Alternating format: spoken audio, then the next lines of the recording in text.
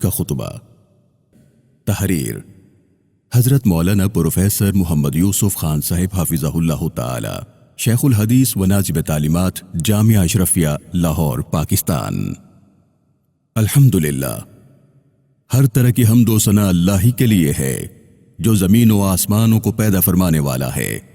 وہی ہے جو آسمانوں سے می برساتا ہے، وہی ہے جو ہم سب کا خالق و مالک ہے۔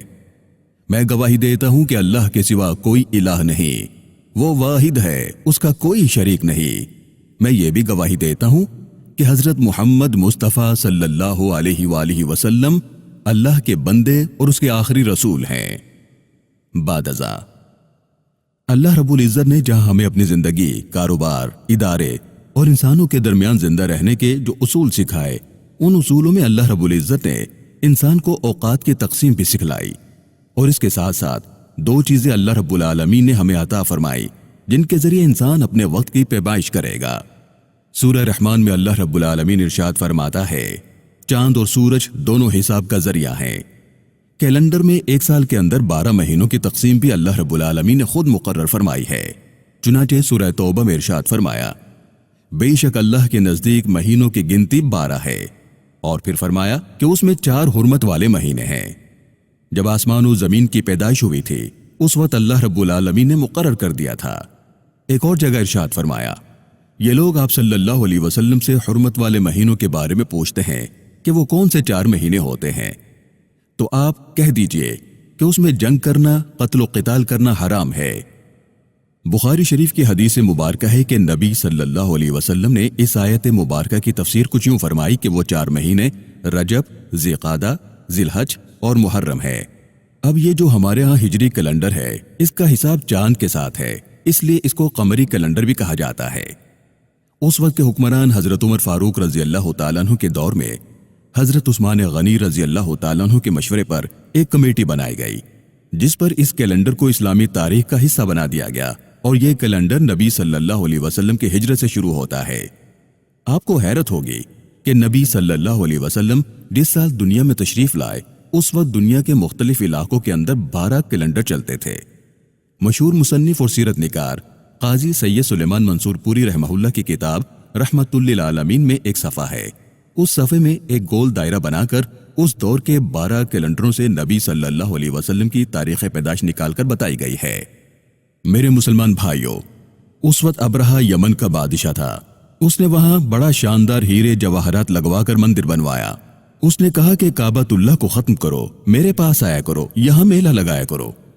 وہ باقاعدہ ہاتھیوں پر اپنی منجنیقیں، اپنے اس دور کی توپیں غلیل کی طرح بڑے بڑے پتھر ہاتھیوں پر رکھ کر مارتے تھے، عمارتوں کو منہدم کرتے تھے۔ وہ خانہ کعبہ کو گرانے کے لیے ہاتھیوں کا لشکر لے کر آیا تھا۔ کیا آپ نے نہیں دیکھا کہ آپ کے رب نے ہاتھیوں والوں کے ساتھ کیا سلوک کیا؟ اللہ نے اس پر کنکریاں برسائی اور وہ ختم ہوا۔ تو جس سال وہ ہاتھیوں والا واقعہ پیش آیا اس سال ایک نیا کیلنڈر شروع ہو گیا تھا، عام الفیل، ہاتھیوں کا کیلنڈر۔ اور نبی صلی اللہ علیہ وسلم کے زمانے میں بھی یہ شمسی سال اور یہ قمری سال پہلے سے چلے آ رہے تھے۔ حضرت عمر رضی اللہ تعالیٰ عنہ کے دور تک مختلف کیلنڈر چلتے آ رہے تھے۔ نبی صلی اللہ علیہ وسلم کی پیدائش کے بعد سیرت نگار اس طرح لکھتے ہیں کہ سنہ ولادت 1 نبوی میں یہ واقعہ ہوا۔ پھر نبی صلی اللہ علیہ وسلم کو 40 سال کی عمر میں نبوت ملی، وہاں سے سنہ نبوی شروع ہوا۔ ایک ہے سنہ ولادت نبوی اور ایک ہے سنہ نبوی۔ پھر نبوت کے 13 سال بعد یعنی 53 سال کی عمر میں ہجرت کر کے تشریف لے گئے، اس سے ہجری کیلنڈر شروع ہوا۔ صحابہ کرام رضوان اللہ تعالی علیہم اجمعین اس کو استعمال کرتے تھے۔ اب اس کے بعد سیرت نگار ہجری کیلنڈر یعنی فلاں سن 1 ہجری میں یہ واقعہ ہوا، 2 ہجری میں یہ ہوا، 3 ہجری میں یہ ہوا، وغیرہ وغیرہ، اس طرح ہجری کیلنڈر شروع ہو گیا۔ نبی صلی اللہ علیہ وسلم کا وصال ربیع الاول سن 11 ہجری میں ہوا۔ اس کے بعد حضرت عمر رضی اللہ تعالیٰ عنہ کی خلافت میں پھر مشورہ ہوا کہ مسلمانوں کا ایک کیلنڈر ہونا چاہیے جس میں ایک حکومت چلے تاکہ کسی بھی قسم کے اختلاف یا احکامات کو سمجھنا آسان ہو جائے۔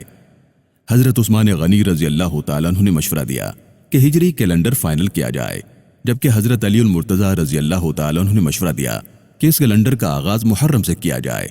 چنانچہ محرم اس وقت پہلا مہینہ بن گیا، وہاں سے پھر اب تک ہجری کیلنڈر ہی استعمال ہوتا چلا رہا ہے۔ میرے پیارے بھائیوں، اسلامی تعلیمات کے اندر الشمس والقمر بحسبان دونوں پر عمل ہوتا ہے۔ بعض حضرات یہ کہتے ہیں کہ الشمس والقمر بحسبان، کہ سورج اور چاند دونوں حساب کا ذریعہ ہیں، تو آپ چاند کے سال کا کیوں اعتبار کرتے ہیں، سورج کا کیوں نہیں؟ وہ بھی تو اللہ نے پیدا کیا ہے۔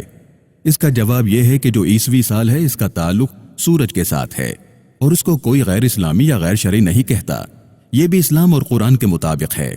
نبی صلی اللہ علیہ وسلم جب پیدا ہوئے اس وقت سن 571 عیسوی اور اپریل کا مہینہ تھا، اس وقت یہ کیلنڈر چل رہا تھا۔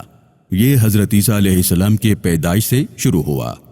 اب وہ سوال درمیان میں ہے کہ اسلامی عبادات کا تعلق چاند کے ساتھ کیوں ہے، تو اس کا جواب ذہن میں رکھنا چاہیے۔ اسلامی عبادات کا تعلق چاند کے ساتھ بھی ہے، سورج کے ساتھ بھی ہے۔ کیلنڈر کے اور وقت کے حساب سے کیسے ہمیں زکوٰۃ ادا کرنے کا حکم دیا گیا؟ چاند یعنی ہجری سال کے اعتبار سے یہ شرعی حکم ہے۔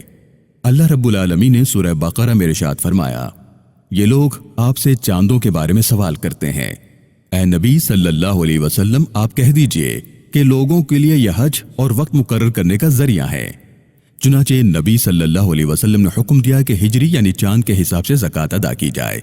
اگر کوئی صاحب جنوری، فروری، مارچ، اپریل یا اگست وغیرہ کے مہینے کے حساب سے زکوٰۃ ادا کرتے ہیں، ان کی زکوٰۃ ادا ہو جائے گی، فکر نہ کریں۔ لیکن درمیان میں ایک چھوٹی سی بات ہے، یہ ذہن میں رکھ لیجئے گا کہ جو صاحب بھی جنوری، فروری وغیرہ کے حساب سے زکوٰۃ ادا کرتے رہے ہیں، اب تک ان کی زکوٰۃ ادا ہو گئی، بالکل گھبرانا نہیں، کوئی فکر کی بات نہیں۔ لیکن ایک بات کی فکر ضرور کیجئے گا، اور وہ یہ کہ قمری سال شمسی سال سے 10 دن چھوٹا ہوتا ہے، لہٰذا 36 سال کے بعد 360 دن کا فرق پڑ جائے گا۔ تو 36 سال کے بعد 1 سال کی زکوٰۃ مزید دینا پڑے گی ان صاحب کو جو جنوری، فروری کے حساب سے زکوٰۃ ادا کرتے رہے ہیں۔ اس میں تمام علماء کی یہی رائے ہے، آپ حساب کریں گے تو بالکل 100% درست آئے گا۔ اس لیے آسان طریقہ ہے کہ بعض لوگ محرم میں زکوٰۃ ادا کرتے ہیں، بعض رمضان میں، بعض شوال میں اور بعض ربیع الاول مقرر کر لیتے ہیں۔ یہ زیادہ بہتر ہے تاکہ 36 سال کے بعد ایک اور سال کی زکوٰۃ کا حساب نہ کرنا پڑے۔ یہ اللہ کا کتنا بڑا احسان ہے ہم پر کہ رمضان کا تعلق چاند کے مہینے کے ساتھ رکھا گیا، تو یہ کبھی سردیوں میں آتا ہے تو کبھی گرمیوں میں، کبھی بہار میں تو کبھی خزاں میں۔ آپ کی نوجوانی میں گرمیوں میں آیا، کوئی بات نہیں، بڑھاپے میں سردیوں میں آ جائے گا انشاءاللہ۔ اور اگر رمضان جنوری، فروری کے حساب سے ہوتا تو پھر ساری دنیا کے لیے گرمی میں ہوتا یا سردی میں ہوتا، سارے مشکل میں پڑے ہوتے۔ یہ اللہ کا نظام کہ رمضان سارے سال میں گھومتا رہتا ہے، تو زکوٰۃ، روزہ، حج اور عورت کی عدت وغیرہ گزارنے کی مدت چاند کے ساتھ منسلک ہے۔ یہ باتیں نبی صلی اللہ علیہ وسلم نے ہمیں سمجھائیں۔ میرے مسلمان بھائیوں، ایک عبادت اللہ تعالیٰ نے ایسے خود مقرر فرمائی کہ جس کی ٹائمنگ سورج کے ساتھ ہے۔ صبح صادق کے وقت فجر کی نماز کا وقت شروع ہوگا۔ جب سورج 18 ڈگری نیچے ہوتا ہے تو صرف سورج کی روشنی نظر آتی ہے، سورج کا جسم نہیں نظر آتا، تو ہم اس کو صبح صادق کہتے ہیں۔ پھر جب اس کی گول ٹکیا طلوع ہوتی ہے تو اس کو ہم کہتے ہیں کہ سورج طلوع ہو گیا، اب فجر کا وقت ختم ہو گیا۔ زوال جب سورج بالکل سر کے اوپر ہو اور مغرب کی طرف جانے لگے اور انسان کا سایہ پاکستان میں مشرق کی طرف جانے لگے، بس ذرا سا سایہ ہو جائے تو اس کو زوال کہتے ہیں۔ اب ظہر کا وقت شروع ہو گیا، تب تک رہے گا جب ایک انسان کا سایہ 2 انسانوں کے مقالات کے برابر نہ ہو جائے، یعنی 1 فٹ چیز کا سایہ 2 فٹ کے برابر یعنی دگنا، یعنی 2 مثل سایہ ہو جائے۔ یہاں سے عصر کا وقت شروع ہو گیا، ظہر کا وقت ختم ہو گیا۔ اب یہ رہے گا سورج غروب ہونے سے پہلے تک، یعنی دھوپ کے پیلا ہونے تک۔ مغرب کا وقت تب شروع ہوگا جب سورج غروب ہو جائے گا، گول ٹکیا نظروں سے غائب ہو جائے۔ اور مغرب کا وقت کب ختم ہوگا؟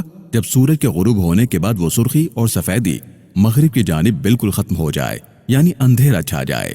اب مغرب کا وقت ختم ہو گیا اور عشاء کا وقت شروع ہو گیا۔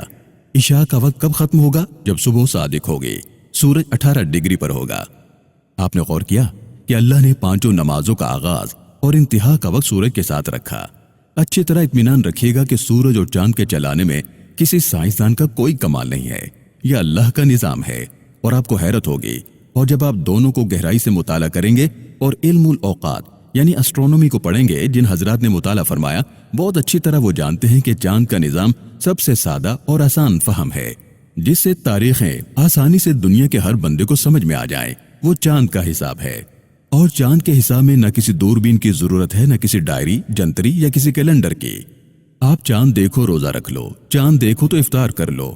ممکن ہے کہ آپ کے ذہن میں یہ سوال آئے کہ مولانا صاحب نے تو مصیبت بنائی ہوئی ہے، رات 12 بجے اعلان کرتے ہیں چاند نظر آ گیا، یہ تو ہمارے لیے مشکل کھڑی ہو جاتی ہے۔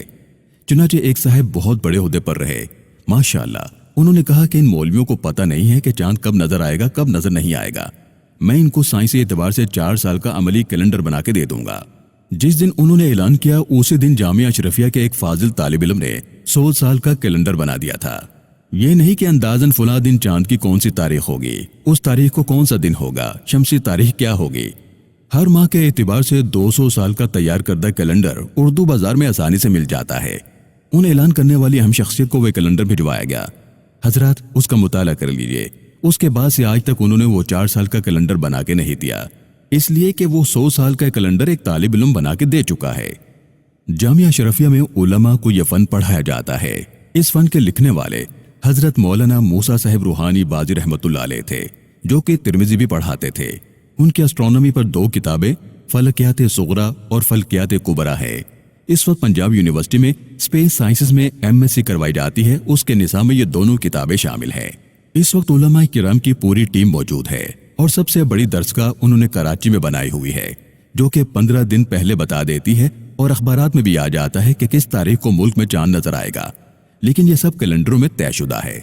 लेकिन बात यह है कि सूरतुल बकरा में अल्लाह रब्बुल आलमीन ने आयत नंबर 163 के अंदर जहां रमजानुल मुबारक के अहकामात बताए हैं, वहां यह हुक्म दिया है, फमन शहिदा मिनकुम शहर फलयसुम, जो शख्स तुम में से इस महीने का मुशाहिदा कर ले, आंखों से देख ले, वो रोजा रखे।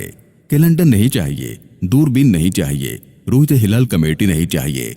ये इंसान आंखों से देखे रोजा रख ले, ये इंसान आंखों से देखे तो रोजा इफ्तार कर ले। जबकि कैलेंडर ये बताते हैं कि चांद मौजूद है। अब जो हजरत थोड़ा सा मुताला रखते हैं वो इन बातों को समझ जाएंगे कि चांद की मौजूदगी शरीयत में मोतबर नहीं है। रूयत यानी देखना मोतबर है। कैलेंडर और डायरियां और ये फन और ये साइंस हमें चांद की मौजूदगी तो बताती हैं, रूयत नहीं बताती। बहुत टेक्निकल बात थी, लेकिन मैंने कोशिश की कि आसान अल्फाज में मुंतकिल कर दूं। दीन बहुत आसान है। अल्लाह रब्बुल इज़्ज़त हमें अपनी जिंदगी के अंदर इस कमरी और शमसी कैलेंडर की अहमियत को समझते हुए अपनी इबादत को इसके मुताबिक गुजारने की तौफीक अता फरमाए। आमीन। वाखिरु दावाना अनिल हम्दुलिल्लाहि रब्बिल आलमीन।